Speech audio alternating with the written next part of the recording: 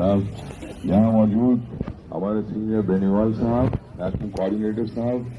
हमारे बड़े मोहब्बत के भाई नरेश गौतम साहब, शफात साहब, जनेश्वर जी, मेहरबान साहब, और जितने भी हमारे बाबा साहेब बहन जी के माननीय कांशीराम जी के विचारों को मानने वाले अनुयायी हैं, उन सबको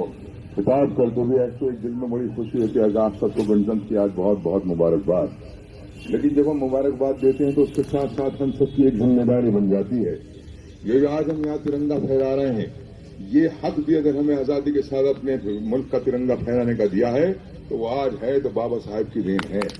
मेरे दोस्तों, मैं आपको सिर्फ ये बताना चाहता हूँ कि आज जिस हिंदुस्तान के अंदर हम आज जिंदा हैं, आज हिंदुस्तान के अंदर जिस हम हकों के साथ खड़े हुए हैं, जरा याद कीजिए एक दौर वो भी था किसी को इज्जत के साथ दबे कुचले पिछड़े को चंद लोगों की हुकूमत, ऐसे के अंदर एक दलित परिवार में पैदा होकर तमाम सामाजिक अन्याय को बर्दाश्त करते हुए तमाम कुर्बानियों के साथ चलकर जिस तरीके से बाबा साहब ने एक आजादी की और इज्जत की लौ जगाई, जिस तरीके से बाबा साहब ने सबके हकों की लड़ाई को लड़ा, जिस तरीके से बाबा साहब ने अपनी तमाम इल्म और तमाम तालीम का सहारा लेकर हिंदुस्तान के लिए वो हसीन संविधान दे दिया कि आज वो हमें वो हकूक और वो जिंदगी देता है कि आजादी के साथ अपने मुल्क के लिए खड़े होकर के हम भी ये कहें कि हमें भी इस मुल्क की तरक्की के अंदर अपनी हिस्सेदारी को निभाना है। और मैं खास तौर से अपने मुसलमान भाइयों से भी कहना चाहता हूं कि जब हिंदुस्तान के इतिहास पर गौर करें तो जरा गौर किया कीजिए, आज बाबा साहेब के संविधान में मुल्क के शान में ये तिरंगा फहराया जाता है, ये भी एक किसी आपके बुजुर्ग सुरैया तैयब जिन की देन है। और झंडा फहरा के हमने राष्ट्रगान गाया अल्हम्दुलिल्लाह और नारा लगाया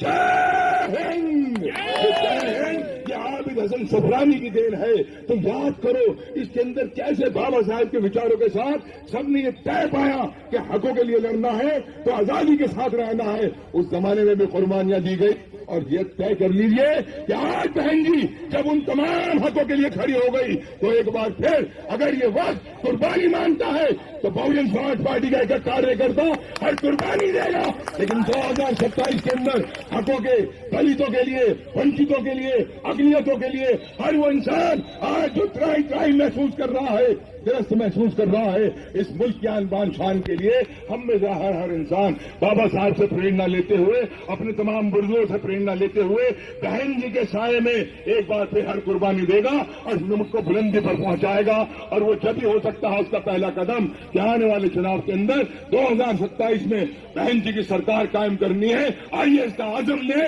इसका प्रण ले, हाथ उठा करके कहिए इंशाअल्लाह।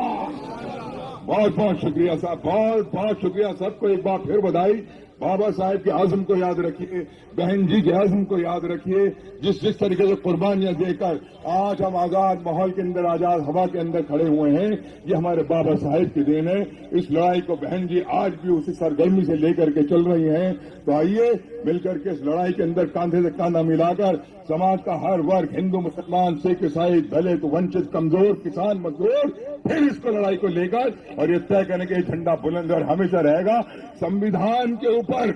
जो लोग ये सोचते हैं नापाक निगाह से कि हिंदुस्तान के अंदर बाबा साहेब का संविधान खत्म हो जाए, ये असल खतरात हैं। जो लोग ये ख्वाब रखते हैं कि हिंदुस्तान नागपुरिया कानून से चले, ये नागपुरिया कानून लागू हो जाए, तो आज हमें ये तय करना है ये देश चलेगा तो बाबा साहिब के संविधान से चलेगा। और इसके लिए हम हर कुर्बानी एक फौजी, एक सिपाही की तरह खड़े हो जाएंगे बहन जी के, लेकिन इस संविधान की रक्षा करेंगे। यही सारी लड़ाई है। बहुत बहुत धन्यवाद, बहुत बहुत धन्यवाद।